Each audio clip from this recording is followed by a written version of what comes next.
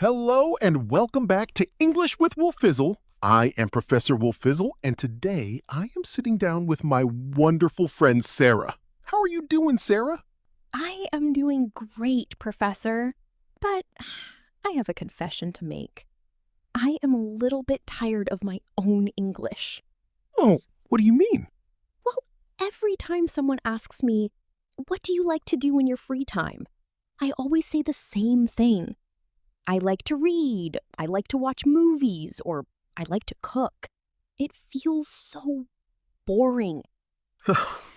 I know exactly what you mean. We learn these basic phrases at the very beginning, and then we get stuck in a loop. But don't worry. Today, we are going to upgrade your hobby talk to sound like a native speaker. That sounds amazing. I want to sound more enthusiastic. Then let's dive right in. The first step to upgrading is to stop starting every sentence with "I like to." Instead, let's use words that describe your passion. For example, instead of "I like to read," try "I am a big fan of reading." I am a big fan of reading. That already sounds much better. It's more personal. Exactly. Or try "I'm really into books lately." "I'm into" is a very popular casual phrase. Try it, Sara. Okay, I'm really into historical novels right now. See? That sounds natural. Now, listeners, repeat after Sara. "I am really into historical novels." Great. Now, Sara, what about when you are very passionate about something? If I love it, maybe I am passionate about cooking? That is perfect for professional settings. But with friends, you can say, "I'm obsessed with cooking," or "I'm super crazy about cooking." I'm obsessed with cooking. That sounds very energetic. It is. It tells the other person, this is not just something I do, it is something I love. Now, Sara, what happens when you do something just to relax? I usually say it helps me relax, but I want a better way to say it. Try, "It's my go-to activity to unwind," or "It's my favorite way to recharge my batteries." Recharge my batteries. I love that. It's like I am a phone that needs power. Exactly. You are a phone, and hobbies are your power. So, Sara, imagine we are at a party. I ask you, what do you do for fun? How do you answer using these new phrases? Hey, Professor. Well, I'm really into photography lately. It's my go-to activity to unwind after a long week. Wow, that is much better than "I like to take photos." That was very confident. Listeners, did you hear that? I am really into, and it is my go-to activity. Practice those. But Professor, what if the other person talks about something I know nothing about?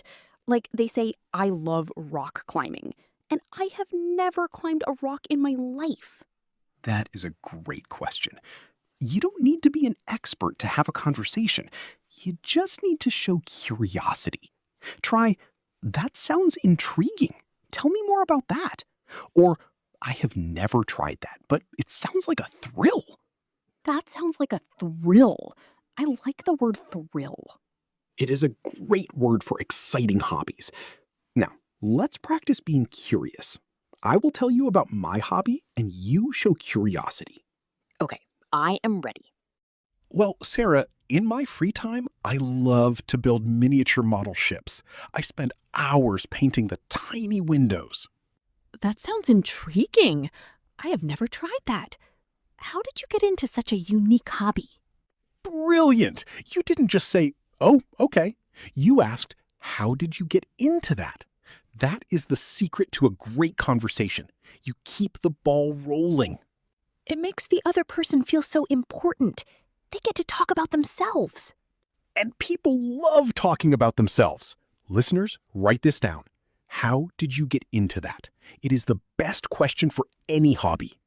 Professor, I have a lot of hobbies. Is it okay to talk about too many? Well, if you have a list of 10 hobbies, don't say them all at once. Pick one that is relevant to the conversation. Or use a phrase like, I have a few interests, but right now I am focusing on. I am focusing on. That sounds like I have a plan. It does. It sounds very goal-oriented. Now, let's do a full role play. We are at a coffee shop. I will ask you about your free time, and you answer using the phrases we practiced today. Let's do it. Hey, Sarah, it is so good to see you. We haven't talked in a while. What have you been doing for fun lately? Hey, Professor. It is good to see you too. Well, I have been pretty busy, but I am really into painting right now. It is my favorite way to recharge my batteries after work. What about you? Are you still building those tiny ships? I am. I am actually working on a pirate ship. It is my go-to activity to unwind. A pirate ship?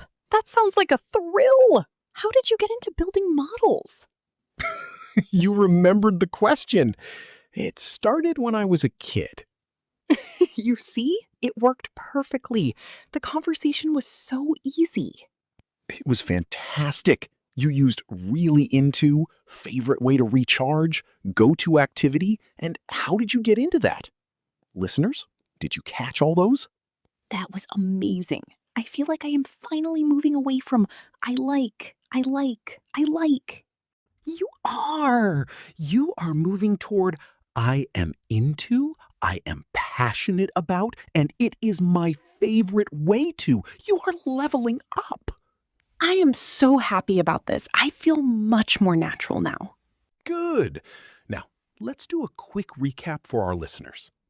Instead of I like, use I am really into or I am a big fan of. Instead of it relaxes me, use it is my go-to activity to unwind, or it is my way to recharge my batteries. And when you don't know the hobby, ask, that sounds intriguing. How did you get into that? Exactly. That is all you need. You are now ready to have great conversations about your hobbies.